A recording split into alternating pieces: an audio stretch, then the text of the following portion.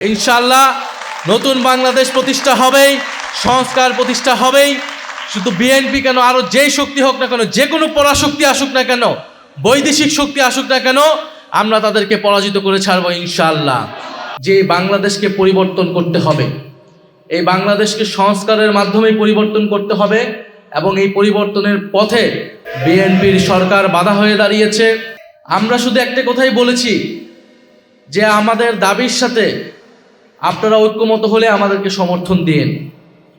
আমরা বলেছি বাংলাদেশে গণতন্ত্র প্রতিষ্ঠা হতে হবে, কথা বলার স্বাধীনতা থাকতে হবে, বৈষম্য দূর করতে হবে, আধিপত্যবাদ থেকে মুক্ত করে বাংলাদেশকে স্বাধীন এবং সার্বভৌম রাষ্ট্র হিসেবে আত্মপ্রকাশ করতে হবে, বাংলাদেশের অর্থনীতির উন্নয়ন করতে হবে, দুর্নীতি এবং লুটপাটের বিচার করতে হবে।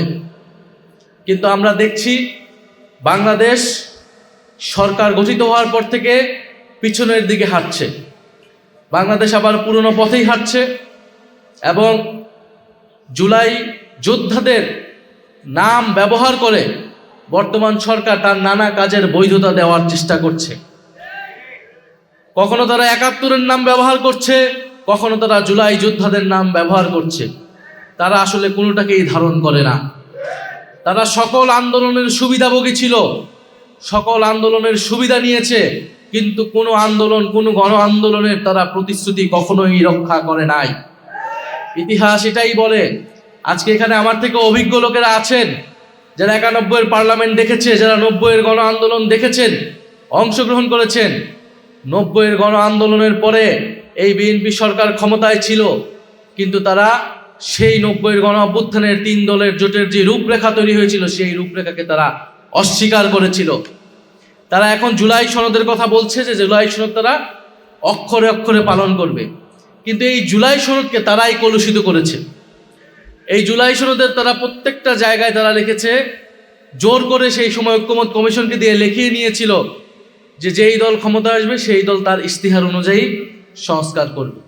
তাহলে তারা প্রথমে আপনাকে দেখাবে জুলাই সনদ যে আমি অক্ষরে অক্ষরে বাস্তবায়ন করছি, পরে দেখাচ্ছে যে তাদের দলীয় ইশতিহার। জুলাই সনদ তো তারা দলীয় ইশতিহার হতে পারে না। জুলাই সনদ তাদের দলীয় ইশতিহার যদি তারা বাস্তবায়ন করবে তাহলে তো এত ঐক্যমত, এত আলোচনার কোনো প্রয়োজন ছিল না। ঠিক আছে, তাদের দলীয় ইশতিহার, সেই ইশতিহার তারা কতটুকু পালন করছে? সেই ইশতিহারে, সেই ৩১ দফায় তারা যতটুকু কমিটমেন্ট করেছিল সেই কমিটমেন্টগুলোও তারা ভঙ্গ করে গেছে। আমরা শেখ হাসিনার সময় যে পুলিশ ছিল সেই পুলিশ ক্রমান্বয়ে পুলিশ লীগ হয়ে গিয়েছিল। এখন হয়তো তারা জাতীয়তাবাদী পুলিশ বাহিনী তৈরি করার চেষ্টায় রয়েছে। না হলে কেন তারা পুলিশ কমিশন, সংস্কার কমিশন করবে না? সেটার অধ্যাদেশ তারা বাস্তবায়ন করবে না। শেখ হাসিনার সময় আমরা বিচার বিভাগ দেখেছি কিভাবে দলীয়করণ হয়েছিল, ফলে বিচারপতিদেরকে নিরপেক্ষভাবে নিয়োগ দিতে হবে, সেই অধ্যাদেশটাকে তারা বাতিল করে দিয়েছে। অর্থাৎ তারা দেশের প্রত্যেকটি প্রতিষ্ঠান, যেই প্রতিষ্ঠানগুলো দলীয়করণের ফলে দেশে একটা স্বৈরতন্ত্র প্রতিষ্ঠা হয়েছিল, ফ্যাসিবাদ প্রতিষ্ঠা হয়েছিল, সেই প্রত্যেকটি ব্যবস্থাকেই, প্রত্যেকটি প্রতিষ্ঠানের দলীয়করণকে তারা পুনর্বহাল রেখেছে। এটার মাধ্যমে তারা এটাই বার্তা দিতে চায় যে তারা সংস্কারের কথা, জুলাই সনদের কথা, জুলাই গণ অভ্যুত্থানের কথা মুখে বলবে কিন্তু অন্তরে ধারণ করবে না। তারা সে অনুযায়ী কাজ করবে না। ফলে বৈষম্যহীন বাংলাদেশ, সংস্কারের বাংলাদেশের পথে আমাদেরকে আবার ঐক্যবদ্ধ হতে হচ্ছে। আমরা আপনাদের প্রতি কৃতজ্ঞতা জানাই, ধন্যবাদ জানাই। আপনারা অলরেডি মাঠে নেমেছেন, আপনারা অলরেডি কথা বলছেন। ঢাকা বিশ্ববিদ্যালয়ে আমাদের কিছু ভাইয়েরা অনশন করেছে দীর্ঘ কয়েক ঘন্টা এই গণভোটের গণরায়কে বাস্তবায়ন করার জন্য। আমরা ৭২ ঘন্টা তারা যারা অনশন করেছে তাদের প্রতি কৃতজ্ঞতা জানাই। আমরা আশা করেছিলাম যে সরকার দল সেখানে যে উপস্থিত হবে, তাদেরকে আশ্বস্ত করবে, কিন্তু আমরা দেখেছি তারা যায়নি। আমরা তাদেরকে ধিক্কার জানাই যারা সংবিধান সংস্কার পরিষদের শপথ নিল না, যারা এই অধ্যাদেশগুলোকে বাতিল করে দিল। এখন আজকে করণীয় ঠিক করার জন্য এই মত বিনিময় সভার আয়োজন ছিল। আমার মনে হয় করণীয় আমরা ঠিক করতে পেরেছি কিনা? আমাদের গণ আন্দোলনের প্রস্তুতি নিতে হবে।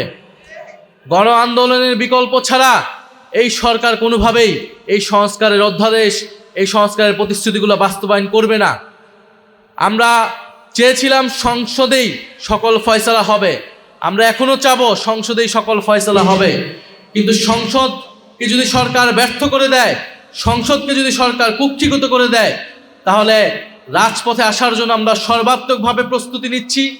কিন্তু আমরা আপনাদের প্রতি এটাও বলবো যে আমরা এবার সবাই যাতে একটু ধৈর্য ধরি, পরিকল্পনা মোতাবেক আমাদেরকে এবার রাজপথে নামতে হবে। কারণ এবার রাজপথে আমরা নামবো ব্যর্থ হওয়ার জন্য না, অর্ধেক সফল হওয়ার জন্য না, সম্পূর্ণভাবে সফল হওয়ার জন্যই আমরা এবার রাজপথে নামবো। সেটার জন্য আমরা প্রস্তুতি নিচ্ছি। শহীদ পরিবার, আহত যোদ্ধা, জুলাই যোদ্ধা যারা রয়েছেন, আমরা হয়তো অন্তর্বর্তী সরকারের সময় আপনাদের পাশে সম্পূর্ণভাবে দাঁড়াতে পারি নাই, কিন্তু তারপরে আমরা চেষ্টা করেছি সর্বাত্মকভাবে। আমরা এই সরকার জুলাই যোদ্ধাদের পক্ষে বড় বড় কথা বলে, আমরা আগে দেখতে চাই তারা অন্তর্বর্তী সরকার থেকে কি বেশি করতেছে জুলাই যোদ্ধাদের জন্য, সংস্কারের জন্য তারা কি বেশি করতেছে। জুলাই অধিদপ্তর সেটা অন্তর্বর্তী সরকারের সময়ই করা হয়েছিল। জুলাই শহীদ স্মৃতি ফাউন্ডেশন যারা অন্তর্বর্তী সরকারের সময়ই করা হয়েছিল। সবগুলা জিনিস অন্তর্বর্তী সরকারের সময় তারা সেগুলোকেই কিছুটা বাস্তবায়ন করার চেষ্টা করছে, অনেক জায়গায় সেগুলোতেও তাদের অনীহা দেখা যাচ্ছে। ফলে আপনাদের প্রতি আহ্বান থাকবে, অনুরোধ থাকবে, আমরা আবারও প্রস্তুতি নিচ্ছি, আমরা আবারও ঐক্যবদ্ধ আছি। আমাদের দল মত নির্বিশেষে এটা কোনো দলের বিষয় না, এটা কোনো জোটের বিষয় না, এটা বাংলাদেশকে রক্ষা করার বিষয়, জুলাই গণ অভ্যুত্থানকে রক্ষা করার বিষয়, জুলাই শহীদদেরকে তাদের যে রক্ত, সেই রক্ত যাতে ব্যর্থ না হয় সেই উদ্যোগের বিষয়। এটার জন্য আমরা সবাই ঐক্যবদ্ধভাবে থাকবো। আজকে আপনারা যারা উপস্থিত হয়েছেন সবাই হয়তো কথা বলতে পারেন নাই, কিন্তু যারাই কথা বলেছেন সকলের আমরা সমান স্পিরিট দেখেছি, সবার কথা বলার, সবার মনের ভাষাটা আমরা বুঝতে পেরেছি। আমরা আবারও ঐক্যবদ্ধ আছি, রাজপথের জন্য প্রস্তুত আছি। ইনশাআল্লাহ আপনারা সবাই প্রস্তুত আছেন। তবে আপনাদের প্রতি একটা কথা বলে শেষ করতে চাই, এবার রাজপথের আন্দোলনে আপনারা সন্তান হারিয়েছেন, কেউ পা হারিয়েছেন, কেউ হাত হারিয়েছেন। এবার আপনারা সামনে নয়, এবার আজকে এই মঞ্চে যারা বসে আছি আমরা সবার সামনের সারিতে থাকব। গুলি আসলে বুকে আগে আমাদের গুলিতে আসবে, আমাদের বুকে আসবে। আপনারা শুধু আমাদেরকে সহযোগিতা করবেন, দোয়া করবেন। ইনশাআল্লাহ নতুন বাংলাদেশ প্রতিষ্ঠা হবেই, সংস্কার প্রতিষ্ঠা হবেই। শুধু বিএনপি কেন, আরো যেই শক্তি হোক না কেন, যে কোনো পরাশক্তি আসুক না কেন, বৈদেশিক শক্তি আসুক না কেন, আমরা তাদেরকে পরাজিত করে ছাড়বো ইনশাআল্লাহ। ক্ষমতা না জনতা, ক্ষমতা না জনতা, আপোষ না সংগ্রাম, দালালি না রাজপথ, দিল্লি না ঢাকা, গোলামি না আজাদি, ইনকিলাব ইনকিলাব।